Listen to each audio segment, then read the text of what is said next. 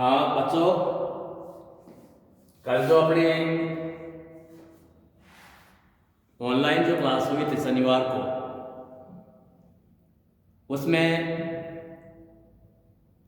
42वां जो संविधान संशोधन है उसके बारे में मैंने आपको बताया था। और मैंने आपको ये भी कहा था कि मुख्य मुख्य जो अमेंडमेंट हैं उनके बारे में बताएंगे।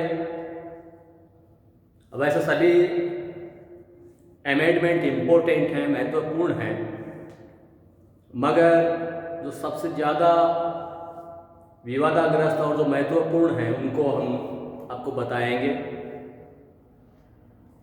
42वें संविधान संशोधन के बाद में 44वां संविधान संशोधन,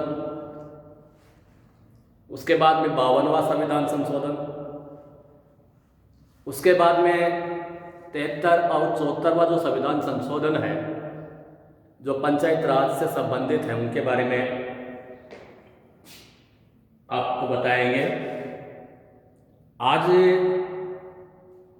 हम दो अमेंडमेंट के बारे में चर्चा करेंगे, 44वां और 52, 44 और 52वां संविधान संशोधन दल बदल विधेयक से संबंधित है, दल बदल से संबंधित है। तो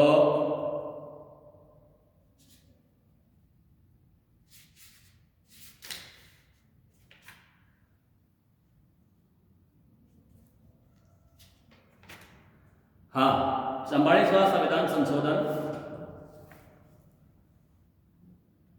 अप्रैल 42वें संविधान संशोधन की अनेक आपत्तिजनक बातों को रद्द करने के लिए विधि मंत्री द्वारा 15 मई 1978 को 44वां संविधान संशोधन लोकसभा में प्रस्तावित किया।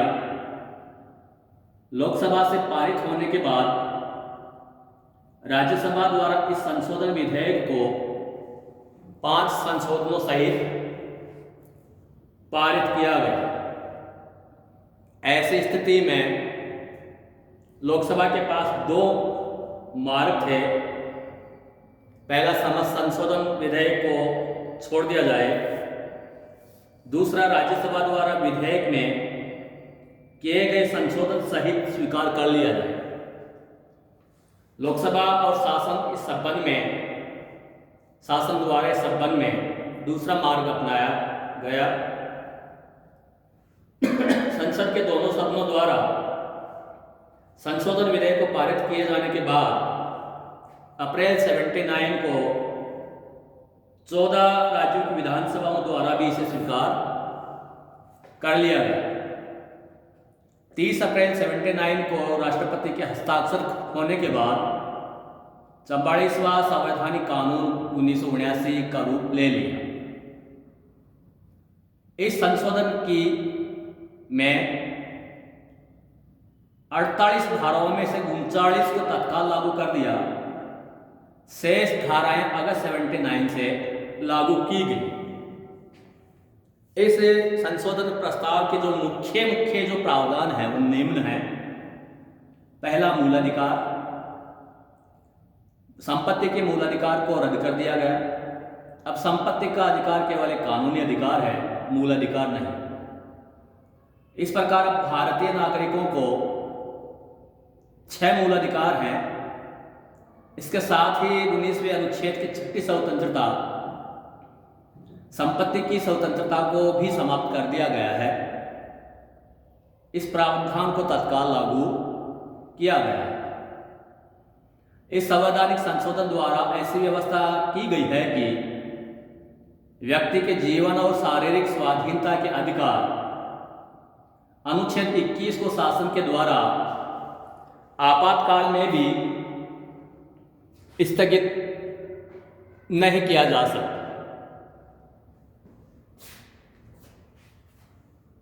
निवारक विरोध अधिनियम से संबंधित व्यवस्था में कुछ ऐसे परिवर्तन किए गए हैं जिससे शासन के द्वारा इस कानून के आधार पर नागरिकों की स्वतंत्रता को अनुचित रूप से लंबे समय तक सीमित या समाप्त न किया जा सके।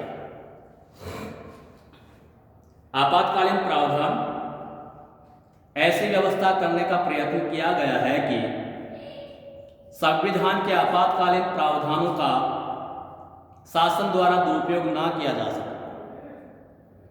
प्रथम, राष्ट्रपति द्वारा अनुच्छेद 352 के अंतर्गत आपातकाल की घोषणा तभी की जा सकेगी जबकि मंत्रिमंडल लिखित रूप से राष्ट्रपति को ऐसा परामर्श दे। द्वितीय, यह आपातकाल युद्ध, बाहरी आक्रमण या सशस्त्र विद्रोह की स्थिति में ही घोषित किया जा सकेगा। घोषणा के 1 माह के अंदर संसद के विशेष बहुमत से इसकी स्वीकृति आवश्यक होगी और इसे लागू रखने के लिए प्रति 6 माह बाद स्वीकृति की आवश्यकता होगी। लोकसभा में उपस्थित एवं मतदान में भाग लेने वाले सदस्यों के साधारण बहुमत से आपातकाल की घोषणा समाप्त की जा सकती है। आपातकाल पर विचार हेतु लोकसभा की बैठक लोकसभा के 1/10 सदस्यों की मांग पर अनिवार्य रूप से बुलाई जाएगी। अनुच्छेद 356 के आधार पर राज्यों में संवैधानिक व्यवस्था भंग होने की स्थिति में जो आपातकाल घोषित किया जाएगा उसे एक बार प्रस्ताव पास कर संसद 6 माह के लिए लागू कर सकेगी। संसद द्वारा 1 वर्ष से अधिक अवधि के लिए राज्य में राष्ट्रपति शासन जारी रखने का प्रस्ताव तभी पारित किया जा सकेगा। इस प्रकार का प्रस्ताव पारित किए जाने के समय अनुच्छेद 352 के अंतर्गत संकट काल लागू हो और चुनाव आयोग यह प्रमाणित कर दे कि वर्तमान समय में राज्य में चुनाव करवाना संभव नहीं है। 38वें संविधान संशोधन को रद्द कर दिया गया जिसमें कहा गया था कि राष्ट्रपति द्वारा 352 के अनुच्छेद के अंतर्गत की गई संकटकालीन घोषणा को न्यायालय में चुनौती नहीं दी जा सकती। राष्ट्रपति इस संवैधानिक संशोधन के द्वारा राष्ट्रपति की स्थिति को 42वें संविधान संशोधन की तुलना में कुछ गौरवपूर्ण बनाने का प्रयत्न किया गया है। इसमें व्यवस्था है कि मंत्रिमंडल द्वारा राष्ट्रपति को जो भी परामर्श दिया जाएगा राष्ट्रपति मंत्रिमंडल को उस पर दोबारा विचार करने के लिए कह सकेंगे, लेकिन पुनर्विचार के बाद मंत्रिमंडल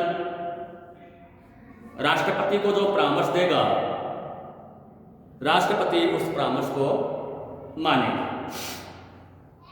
मूल संविधान के अनुच्छेद 71 द्वारा राष्ट्रपति, उपराष्ट्रपति, प्रधानमंत्री और लोकसभा के अध्यक्ष के चुनाव विवादों को भी सुनवाई का अधिकार अन्य चुनाव विवादों की भांति उच्च न्यायालय तथा सर्वोच्च न्यायालय को दिया गया है। 39वें संविधान संशोधन द्वारा उपयुक्त 4 पदाधिकारियों से संबंधित चुनाव विवादों की सुनवाई का उच्च न्यायालयों तथा सर्वोच्च न्यायालयों का अधिकार समाप्त कर दिया गया था। इस संवैधानिक संशोधन द्वारा 39वें संवैधानिक संशोधन की उपयुक्त व्यवस्था को रद्द कर दिया गया। अब उपयुक्त 4 पदाधिकारियों के चुनाव विवादों की सुनवाई 42वें संवैधानिक संशोधन से पूर्व की भांति उच्च न्यायालय या सर्वोच्च न्यायालय करेंगे। लोकसभा तथा विधानसभाओं का जो कार्यकाल 42वें संविधान संशोधन द्वारा 6 वर्ष कर दिया गया था, अब वापस उसको 5 वर्ष के लिए कर दिया गया है। लोकसभा और विधानसभाओं की गणपूर्ति तथा सदस्यों के विशेषाधिकार आदि के संबंध में पुनः वही व्यवस्था स्थापित कर दी गई जो 42वें संविधान संशोधन से पूर्व थी। इन सब के अतिरिक्त यह व्यवस्था की गई कि अनुच्छेद 368 की प्रक्रिया को अपनाते हुए संसद और राज्य विधानसभा द्वारा संविधान में जो संशोधन किए जाएंगे उन्हें उसी प्रकार से कुछ न्यायालयों तथा सर्वोच्च न्यायालयों में चुनौती दी जा सकेगी जिस प्रकार से उन्हें 42वें संविधान संशोधन के पूर्व चुनौती दी जा सकती थी। इस प्रकार 44वें संविधान संशोधन द्वारा भारतीय संविधान को पुनः स्थिति में लाने का प्रयत्न किया गया है। आज इतना ही, कल जब क्लास होगी और जो अमेंडमेंट हैं उनके बारे में बताएं। धन्यवाद।